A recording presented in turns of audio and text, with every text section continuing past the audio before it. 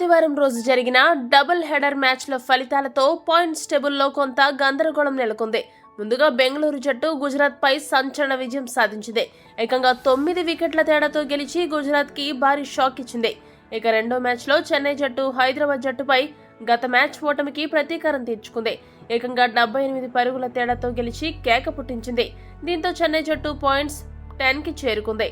ఈ నేపథ్యంలో points table అలానే ప్లే ఆఫ్ సమీకరణాలు ఏ విధంగా ఉన్నాయో ఇప్పుడు చూద్దాం. మొదటి స్థానం దాదాపు రాజస్థాన్ జట్టు కైవసం చేసుకుంది. ఆ జట్టు 16 పాయింట్లతో పటిష్టంగా అగ్రస్థానంలో కొనసాగుతుంది. మరోవైపు మిగతా 3 స్థానాల కోసం జరుగుతున్న పోటీలో టాప్ స్థానాల్లో ఉన్న కోల్కతా, హైదరాబాద్, లక్నో జట్లు వరుసగా ఓడిపోవడంతో కింద వరుసలో ఉన్న ఢిల్లీ, చెన్నై జట్లు మ్యాచ్లు గెలవడంతో పాయింట్స్ టేబుల్లో టాప్ 4 రేస్ ఆసక్తికరంగా మారింది.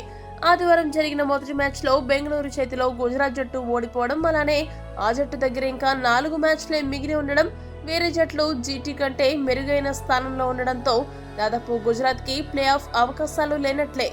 ఇక చెన్నై గెలుపుతో ఆ జట్టు ఒక్కసారిగా 6వ స్థానం నుండి 3వ స్థానానికి చేరుకుంది.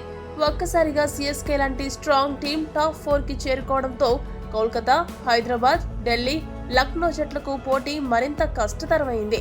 ఈ ఓటమితో హైదరాబాద్ జట్టు 3వ స్థానం నుండి 4వ స్థానానికి పడిపోయింది. అంతేకాదు చెన్నై నెట్ రన్ రేట్ భారీగా పెరిగింది. ఎస్ఆర్హెచ్ నెట్ రన్ రేట్ దారుణంగా పడిపోయింది. ఇక ఈ రోజు కోల్కతా, ఢిల్లీ జట్ల మధ్య జరగబోయే మ్యాచ్తో ప్లే ఆఫ్ సమీకరణాలు మరింతగా మారనున్నాయి. ఈ మ్యాచ్లో గెలిచిన జట్టు యొక్క పాయింట్స్ 12కి చేరుకుంటుంది. కాబట్టి ఆ జట్టు టాప్ 2కి చేరుకుంటుంది. ఒకవేళ ఢిల్లీ జట్టు గెలిస్తే మాత్రం హైదరాబాద్ జట్టు టాప్ 4 స్థానాన్ని కోల్పోయి టాప్ 5కి చేరుకుంటుంది. అలానే లక్నో జట్టు కూడా టేబుల్లో మరింత దిగజారుతుంది. ప్రస్తుతం అయితే హైదరాబాద్ ప్లే ఆఫ్స్ రేస్లోనే ఉన్నప్పటికీ తర్వాత జరగబోయే 5 మ్యాచ్లలో కనీసం 4 మ్యాచ్లు మంచి నెట్ రన్ రేట్తో గెలవాలి. అప్పుడు హైదరాబాద్ని ప్లే ఆఫ్స్కి వెళ్లకుండా ఎవ్వరూ ఆపలేరు. అలా కాకుండా మ్యాచ్లు ఓడిపోతూ ఉంటే మాత్రం టేబుల్లో మరింతగా దిగజారిపోయే ప్రమాదం ఉంది. ఈ వీడియో కనుక మీకు నచ్చినట్టయితే లైక్, షేర్, కామెంట్ చేయండి.